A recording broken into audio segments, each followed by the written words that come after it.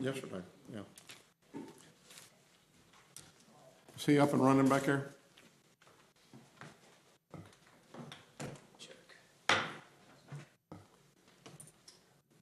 We're live. Okay. Let's make sure that that's not Deborah coming off the elevator right now. If it, Deborah Peoples. What's that? We thought she might be coming off the elevator. Deborah Peoples. I do not see her. okay. Then I'll call the meeting to order, and first I will have Mr. Vickers acknowledge that he accepted notice of this meeting electronically. Yes, I did. Okay, then the first item of business is the approval of the May 22nd, 2017 meeting. Y'all don't all move approve. We have a motion, a second. Any discussion? All in favor say aye. Aye. Any opposed?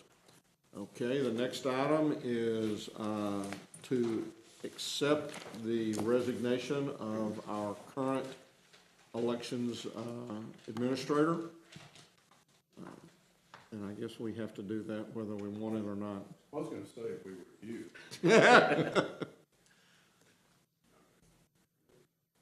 I need a motion. Move that we accept his resignation. Second. We have a motion and a second. All in favor say aye. Aye. Any opposed? The next item is the approval, and we did this today at court. We approved the self-insurance bond for Karen. Karen, welcome. Thank you. And so that was taken care of today, and so as such then, Thank you. I believe we go into, there she is. Rushing as always. Thank you, Howard.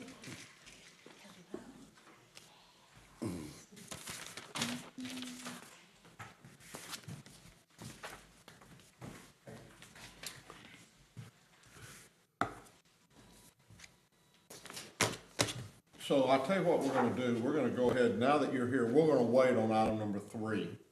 Or excuse me, on item number 4, because I think we've approved that. I wanna make sure that we're all doing everything in order. And at this point in time, I wanna adjourn to our closed session.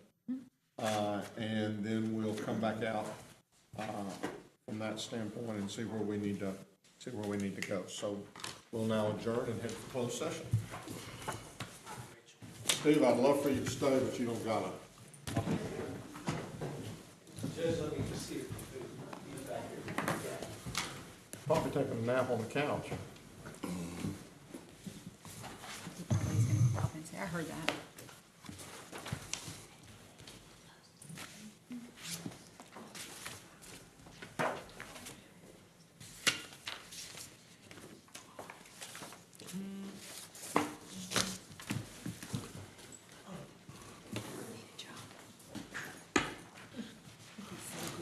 No thanks. You know, the Harris County tax assessor, as much as they have to say so, is also related. How crazy is that? Having returned from our closed session, we'll, I guess, now address some further issues. One is with regards to, we do need approval of, I guess, the certificate of self-insurance. I know we approved that, of course, this morning, but I'd take a motion in a second. Move approve the certificate. Second. We have a motion, a second. All those in favor say aye. Aye. Any opposed? Okay, I guess let's talk a little bit about the posting and how we're gonna go forward with that. You have in your packets, and I know there was 2 things in there. One had the salary ranges on there, which I think we kind of did away with, and I'm not sure why, that's not anywhere. Why did we get that? The one that had the salary ranges on it. May I?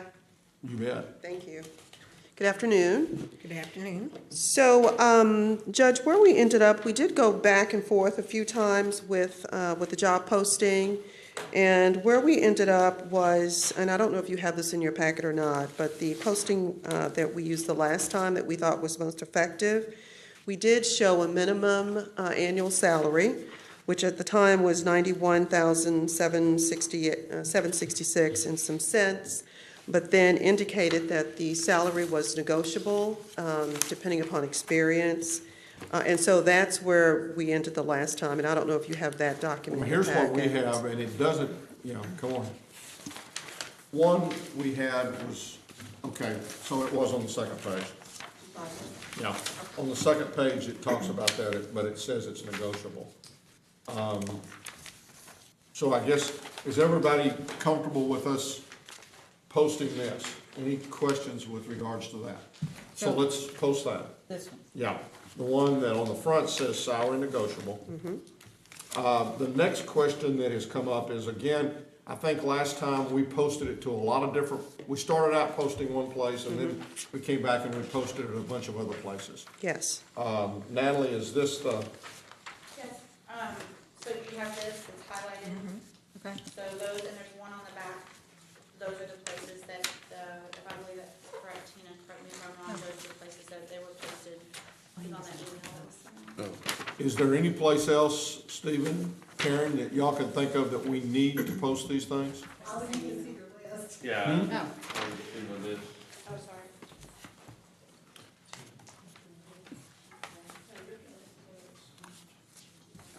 And Tina, while they're doing that, what, from a length of time, if we post this tomorrow, Yes, sir. then what do you normally try to keep it open 2 weeks, or what do we? Well, for a position at this level, I would recommend posting for at least 30 days, and then if we need to extend it. Now, during that 30-day period, we will screen and forward applications at your direction. But for a position at this level, I would definitely recommend longer than 2 weeks. I would recommend at least 30 days.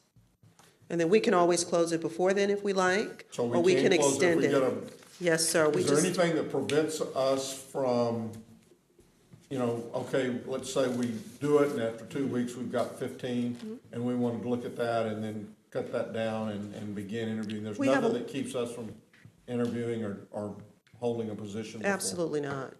Okay. Now, the only issue in terms of when you can fill the position, we'll have to look at Mr. Vickers' vacation payout. I've not looked at that, so, and maybe someone else has, but that just occurred to me, just in terms of when you can You used fill the all your position. vacation? No, sir, I have 240, 250 hours of vacation.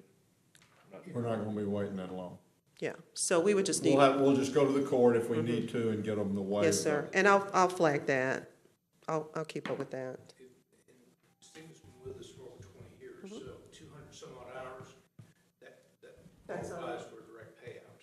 Correct. So, Because the cap is 400 is what GK is referring to. so we need to go ahead and ask the court to double fill or to waive that, then we can do that. Okay.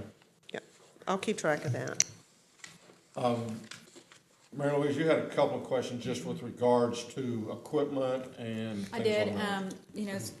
We've been talking about, an RFP and RFI for equipment, and I know the state of Texas gets to, certify and say who gets to play ball. Where does it leave us in terms of equipment, RFP, RFI, with you being gone? Where do you see us as a county trying to acquire new equipment at this point? Karen and I have talked about that a little bit, and they're gonna move forward with writing the RFP, for the voting equipment.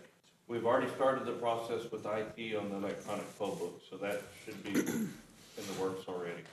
But they will start shortly after this election, getting the RFP ready to go to the street for the voting equipment.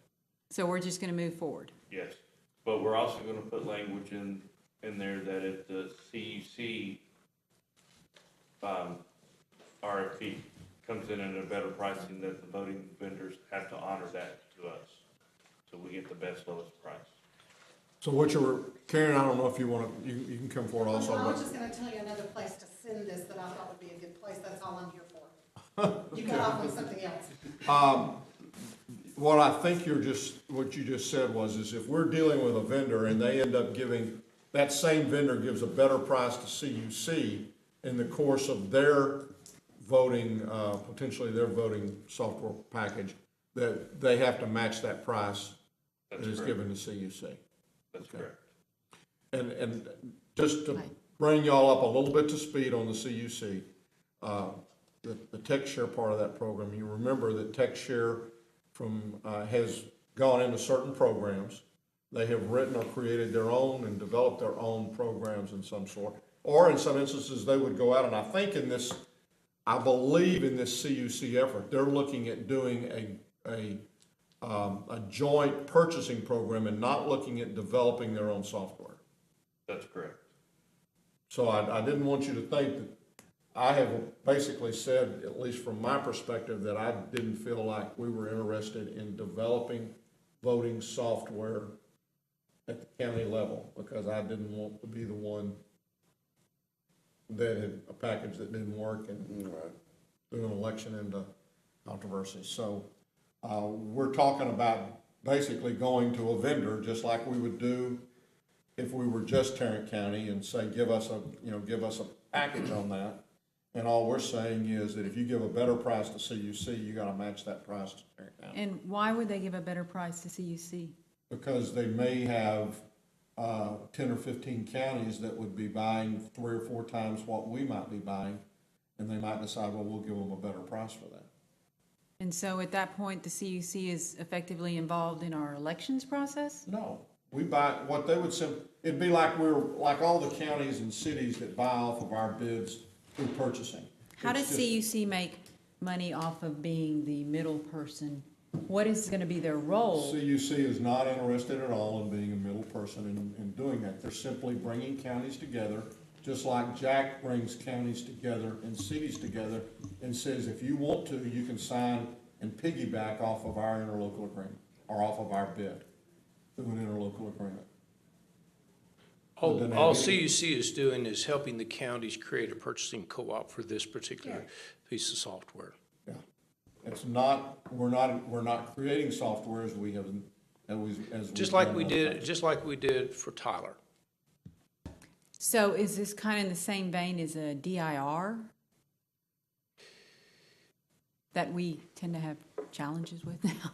No, I don't think we're going to have challenges at all. Quite frankly, the RFPs that are being put together are very wide, because you can either buy or you can lease, and the different timelines and everything. But the whole goal of that process is to get the majority of the big counties and medium-sized counties in Texas to join together to put out one bid. It's quite frankly, it's like the PEBC, where we have medical, but it involves Dallas County, Wise County, Parker County, Denton County, those individuals. It just creates a pool, and you get a substantial discount by doing that. Which is similar to DIR.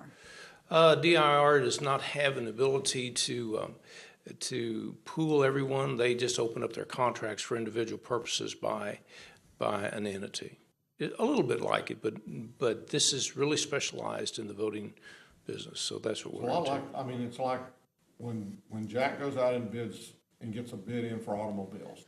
Good example. Then basically any county can buy, or any city can buy an automobile at that cost. They buy the automobile off of our contract, and we never touch it. We never see the money. It doesn't come through us. All they do is basically buy off of a contract where the price was negotiated by our purchasing. And quite frankly, in that situation, the vehicles that we buy and 103 other entities in the state buy off that contract, those vehicles are cheaper than when they go and try to buy off the state contract. And they can choose. They could choose to buy off of ours, or they can choose to buy off the state. If they choose to buy off of ours, then we have to approve an interlocal agreement with that particular entity that allows them to piggyback on our purchasing. We So get ultimately, nothing for that, and they pay nothing. No, that makes sense. So ultimately, we put that out there, and we have the CUC, and what if they bring elections product A, and our team is recommending election product B? Well, then we don't piggyback on CUC contract. But if the vendor bids CUC's package at, we'll say, $200 a machine or $200, and they bid the same package to us for $250, we get it for $200. And by the way, the people that are putting the RFPs together, Our purchasing agent is leading that team with purchasing agents from other counties. And the evaluation teams are going to be the elections administrators. I would just briefly point out that this is certainly all very critical information that But it's not on the agenda. well, it's certainly important and critical information that this commission would have to have in order to make a personnel decision on the elections administrator position. So with that in mind, I just wanted to point out perhaps why this discussion is taking place. Thank you. You were gonna mention one other organization, Karen, I think that you've, Yes, a lot of the, why don't you go ahead and come on up and we'll get used to, no, that's fine. you have to hit the mic. I can do it. A lot of the election administrators and personnel that I know in the South will also look at an article that's a newsletter that comes out every week, and it has a place for job postings. It is Election Line. Okay.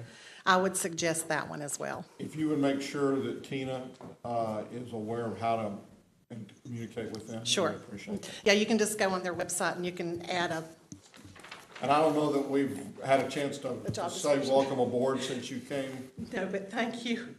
so. I'm welcome very aboard. happy to be here.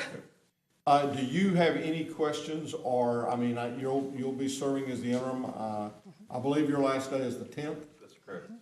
And so, is there anything that you want to say, or any questions, or anything like that you have at this point in time? Not at this point in time. I would just remind you guys that I'm not coming in here completely as a greenhorn, because I was what would be the equivalent of his job in 2 smaller counties in North Carolina. Yes, it was smaller, but I do understand the process. Thank you very Thank much. you. I You're welcome. appreciate that. We kind of thought we'd probably get an application from you. I'm sure you will. Is there anything else at this point in time that we need, or that anybody have any questions or anything else at this point in time? Judge, Yes? could I just a point of clarification, to go back to the posting notice for just a moment. I wanted to make sure that the commission is aware that we have had some adjustments in our salary schedules effective 10/1 across the county.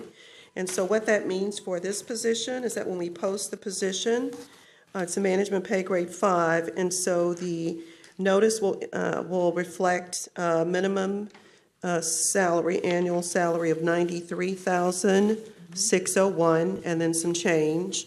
And then, of course, we'll add the language, but of course, the salary will be negotiable based upon experience. Okay. But it did inch up just a little bit. Okay, thank you for pointing that out. Any other questions at this point in time? Steve, are you, the coming election, the one that's up, we're good? Yes, ma'am.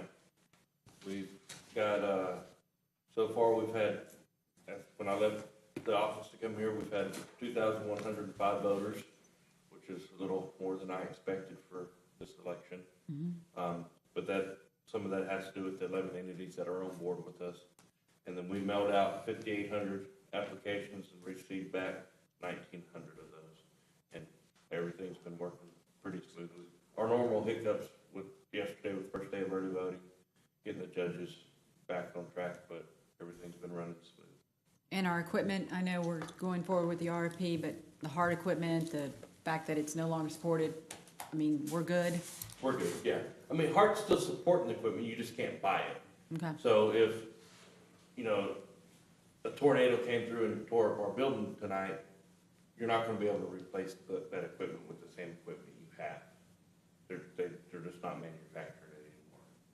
Okay. And so you have all the information, all the sign overs, her signatures and all that, and you've got like an entire book you're gonna pass over to her and Yes. everything she needs to know, all your contacts and, And I've already assured her I'm not running away. If she needs anything, she has my number, she knows where I live. I'll be there in a heartbeat to help her Okay. out. appreciate it. Okay, if there's no other business, then we are adjourned. Next meeting. Natalie?